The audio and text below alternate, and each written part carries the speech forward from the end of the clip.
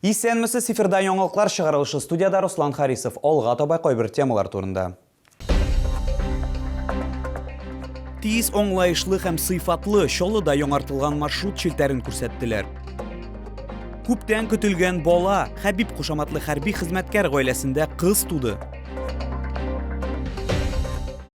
Тиз оңлайышлы һәм сыйфатлы Чоллыда яңартылган маршрут шилтәрен күрсәттеләр. Исегезгә төшерәм, оптимизациягә шәһәр бюджеты 16 миллион сумнан артык акча бүлеп бирде.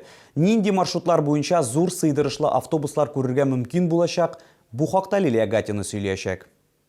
Яңа транспорт шилтәре гамәлдәге маршрутларга нигезләнгән. Мәскәү белгечләре сүзләренчә, ул шәһәрдә пассажирлар ташуны яхшыртуга юнәлдерелгән. Әйтик, уны яңа маршрутта зур сыйдырышлы 135 автобус һәм 50 маршрутка эшләячәк. Автобус йөртүчеләр штаты 216 кешедән тора, ә 11 трамвай маршрутында 72 вагон йөриячәк. Уңайлылык өчен автобуслар өчен 1-дән 10-га кадәр һәм трамвайлар өчен 16-дан 27-гә кадәр яңа номерлар кертеләчәк. Автобусы большой вместимости, при этом у нас будут курсировать по маршрутам 1, 2, 3, 4, 5, 7 и 10, да, там, где большой класс. При этом мы действительно максимизировали реализацию использования автобусов большого класса, но на некоторых маршрутах, к сожалению, просто из особенностей планировки, там, разворотных каких-то маневров, прочего, ну, просто нельзя использовать большой класс. Шул рәвешле 8 һәм 9 маршрутлар буенча аз сыйдырышлы автобуслар йөриячәк. Проектлаучылар шәһәрнең барлык районнарын, шул исәптән Мәләкәс, Аръягы микрорайонында кылычларга тырышкан.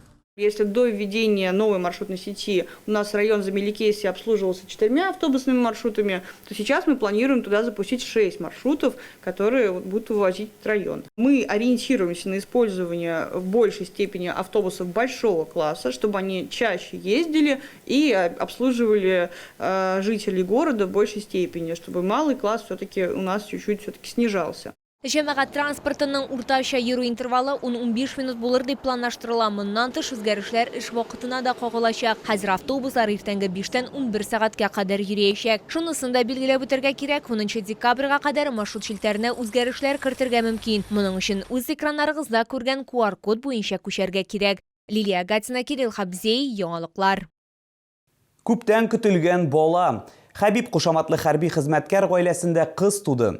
Ул яшь әти-әнинең 3нче баласы. Бүген сабыйны һәм аның әнисен бала тудыру йортыннан чыгардылар.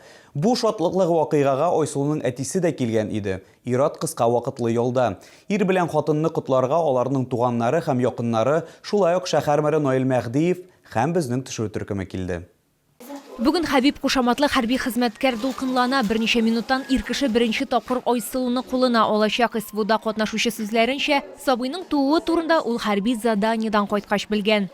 Телефон үлем белән түгел, өйдә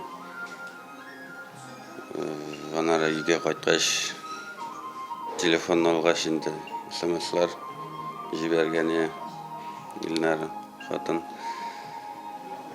Анары шалтыратып сөйләшеп фотографияларын җибәргән инде. Һәм менә ул күптән көтелгән хатыны һәм яңа туган кызы белән очрашу мизгеле. Сугышчының хатыны күз яшьләрен чак кына тыеп тора. Шатланабыз, барыбыз да Аллага шөкер очраштык. Бәхетлебез. Көтеп алган кызыбыз, без бик шат. Бу бәхетле мизгелне яшь әти-әниләр белән уртаклашырга аларның якыннары һәм туганнары килгән. Алар белдергәнчә, бүген аларның икеләтә бәйрәме. Аллага шөкер. Улым да кайтты, бөтен гаиләбез җыелды. Мин бүген бик тә бәхетле. Икеләтә бәхетле әле.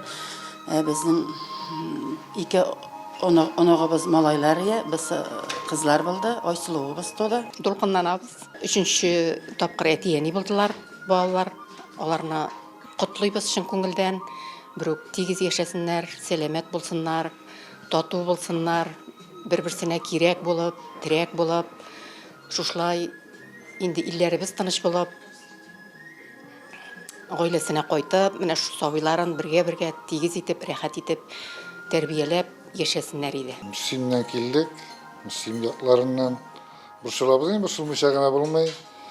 Беренче хәбәрне ишеткәч тә кызыбызның менә 3нче баласы, 2 малаебыз бар, 3нчегә кыз. Дулкынландыра инде. Һәр вакыттагыча Birinci topar şekilli.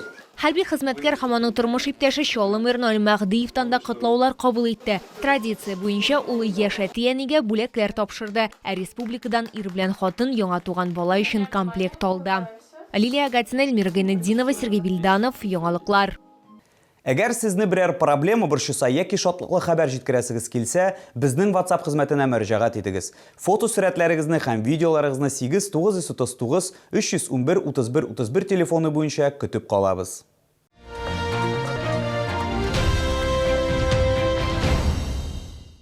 Ул кешеләргә табиб буларак кына түгел, җырчы буларак та хезмәт итүне сайлаган 5-нче шәһәр хастаханәсенең офтальмология бүлеге өлкән шәфкать туташы Илзира Ибрахимова «Сиңа багышладым» исемле беренче сольный альбомын тәкъдим итте.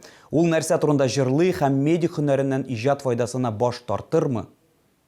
Илзира Ибрахимова Яршалы медицина күлиятен тәмамлаган. Ул үз гомерен кешеләрне дәвалауга һәм тернәкләндерүгә багышларга карар кыла. Медицинада ул инде 20 елга якын, хәтта COVID-19 да аны куркытмаган. 5-нче шәһәр хастаханәсенең кызыл зонасында ул беренче көннәрдән үк эшләгән. Без һәрвакыт үзебездә укып чыккан студентларыбызның казанышлары күзәтеп торабыз һәм горурланабыз. Бер сер сезгә ачам. Biz хәзер аның белән үзебезнең медицина күлияте гимны текстын өстендә эшлибез.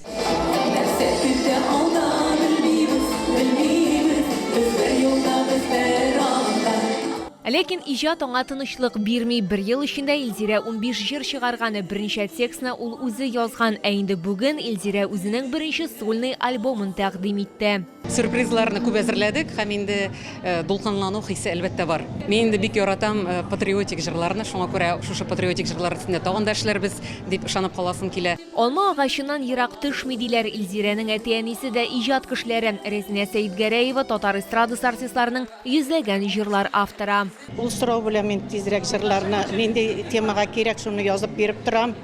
Җырларны теге оперативный эшли, шунысы эшли. Илзираның репертуары төрле. Сюрприз буларак Илзира Людмила Зыкинаның Волга җырында башкарды. Моннан тыш тамашачылар беренчеләрдән булып аның яңа клибын һәм җыр премьерасын күреп ишеттеләр. Аның белән эшләүе җиңел, студияларга килеп яздырганда да җиңел. Һәм инде аның тормышы һәрвакыт шулай җиңел барсын дип телим. Хатын-кыз бәхете телим инде, иҗаты һәрвакыт сүнмәсен, сүрелмәсен, таланты артканнан арта барсын. Яратабыз, хөрмәттәбез. Илзирәгә әлбәттә баскан юлын тотып торырга, киләчәктә иҗади уңышлар, исәнлек, саулык. Ә инде 22 февральдә Илзира үзенең тыңлаучыларын Казанда сольный концерты белән сөендерәчәк һәм җырчы үзе билгеләп үткәнчә, ул медицинаны ташларга җыенмый.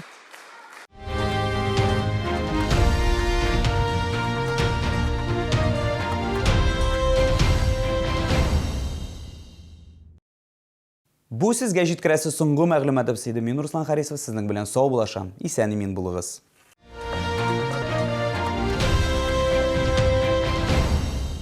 Шли, встречай! Свежий улов прямо с Камчатки. Королева лососевых рыб, красный икра, царская рыба. Все от производителя. С 9 по 14 декабря. ТЦ «Рин», первый этаж, остановка «Глобус». Передвижная офтальмология Уфимского НИИ глазных болезней объявляет прием и набор пациентов на бесплатное хирургическое лечение по всем заболеваниям глаз 9 декабря с 14 до 16 часов в медицинском центре «Ликон Плюс».